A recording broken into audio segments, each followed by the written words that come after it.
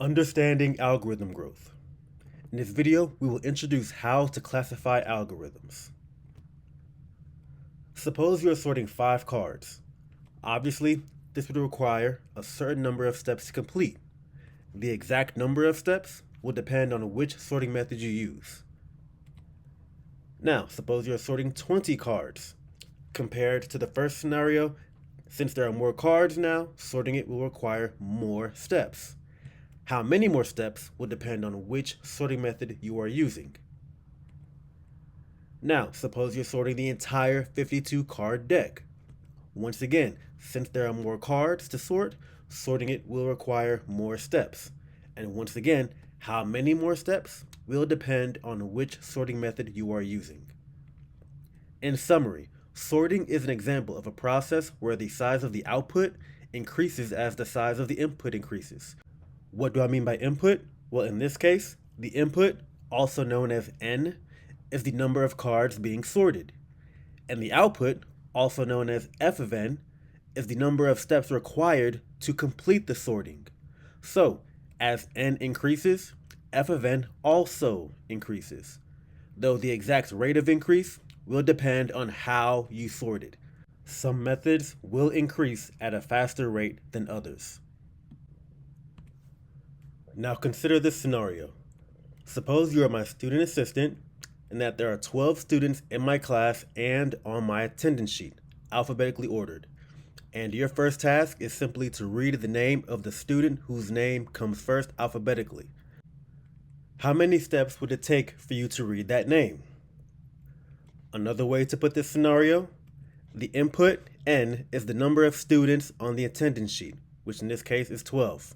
And the output, f of n, is the number of steps required to read the name of the student whose name comes first alphabetically. What does f of 12 equal in this case?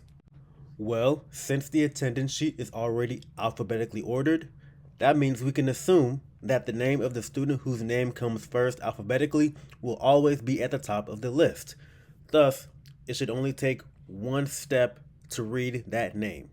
Or in other words, f of 12 equals 1. That being said, sidebar, could I have also claimed that f of 12 equals 2, since in order to read the name, we would first have to locate it first, thus requiring 2 steps? We could look at it that way. That approach wouldn't be wrong, nor was my other approach. Neither approach is wrong. But for this video, we'll simply say that it takes 1 step. That being said, what if there are 24 students in the class? How many steps would it take to read the first name that comes alphabetically in that case? What if there are 48 students? What if there are 100 students? In each case, the answer will be 1. This is because no matter the size of the class, the first name alphabetically will always be at the top. This is an example of a constant process, a process where the output is the same no matter the input size. Now, consider this scenario. Suppose, once again, you are my student assistant. Once again, there are 12 students on my attendance sheet, alphabetically ordered. But now this time, your task is to read every name on the attendance sheet, not just the first one. How many steps would it take to read each name in that case? Another way to put this, the input, n, once again is the number of students on the attendance sheet, while the output, f of n, is the number of steps required to read every name on the attendance sheet. Since in this example, n, the input, is 12, we're asking what does f of 12 equal? Well, since there are 12 names on the attendance sheet, the number of steps to read 12 names will be 12. If we assume that the number of steps to read each individual name is just 1. Now, what if there are 24 students? Well, in that case, f of 24 will equal 24. What about if there are 100 students?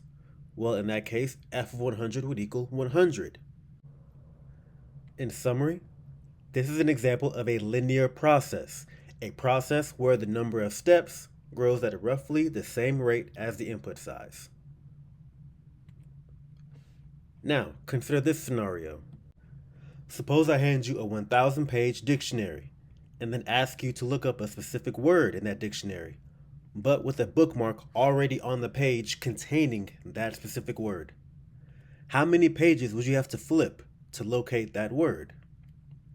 Another way to put this situation, the input, N, is the number of pages in the dictionary. The output, F of N, is the number of pages you would have to flip to locate a specific word. What would F of 1000 equal? In this case, it would simply equal 1, since the bookmark is already on the page containing the word that I'm looking for. Only one page would need to be flipped. That all being said, what if the dictionary contained 2,000 pages or 20,000 pages?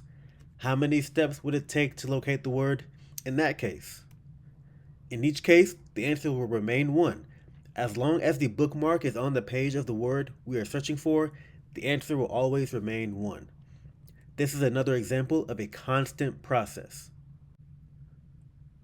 Now consider this scenario. Suppose once again I hand you a 1,000-page dictionary, but without a bookmark. Then once again I ask you to look up a specific word. Then, since there's no bookmark, the way I ask you to go about doing it is to start on page 1, and if the word is there, you're done. Then if it's not on page 1, then move on to page 2, so on and so forth. How many pages would you have to flip to locate the word in that case? Well, in the worst case scenario, depending on the word that you're searching for, you'd have to search 1,000 pages, or every page in the dictionary. This worst case scenario increases as the number of pages increases. So for example, if the dictionary has 2,000 pages, then in the worst case scenario, you may have to search all 2,000 pages. This is another example of a linear process. Now consider this scenario. Suppose once again you are my student assistant and there are 12 students in my class as well as on my attendance sheet, but now this time your next task is to have every student read every name on the attendance sheet. How many steps would that take? Put another way, the input, N, is the number of students on the attendance sheet, which in this case is 12, and the output is the number of steps required for every student to read every name on the attendance sheet. What would F of 12 equal? The answer would be 144. That is because 12 students would each have to read 12 names, and 12 times 12 equals 144. That being said, what if there were 20 students in the class? What would F of 20 equal? It would equal 400, or in other words, 20 times 20. What if there were 40 students in the class? What would F of 40 equal? It would equal 40 times 40, which equals 1,600. This is an example of a quadratic process where the output is approximately equal to the input times itself. Now consider this scenario. Suppose there are 10 children at a children's birthday party, and the goal of each child is to collect every other child's phone number. How many total phone numbers would be collected in that case? Let's put that another way. In this case, the input, N, is the number of children at the birthday party, which for this example is 10. And the output, F of N, is the number of phone numbers collected at the party. What would F of 10 equal in this case? Well, since all 10 children would have to collect 9 numbers from the other 9 children at the party, the total number of numbers collected would be 10 times 9, which equals 90, which, by the way, is just under 10 squared, which is 100. Similarly, what if there were 100 children at this birthday party? Well, in that case, that would mean all 100 children would have to collect 99 other phone numbers. Thus, 100 times 99 would equal 9,900, which, once again, is just barely under 100 squared. And likewise, what if there were 1,000 children at this birthday party? Well, in that case, all 1,000 children would have 999 other phone numbers to collect. Thus, the number of phone numbers exchanged would be 1,000 times 999, which equals 999,000, which once again is just under 1,000 squared. So what all three of these scenarios have in common is that the output is just under, not exactly, but just under the input squared. This situation would be another example of a quadratic process, because in each scenario, the number of phone numbers collected would be approximately, not exactly, but approximately equal to the amount of children times itself. Now, on a side note, you might be wondering, why do I care about the approximation? Shouldn't I just be only focused on the exact output? Well, on the surface, it would make sense for you to assume that, but that's actually not the case. But that'll be discussed later in the unit in another video.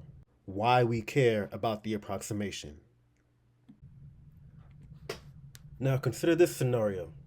Suppose I once again hand you a 1,000-page dictionary, once again without a bookmark, and I ask you to look up a specific word in that dictionary.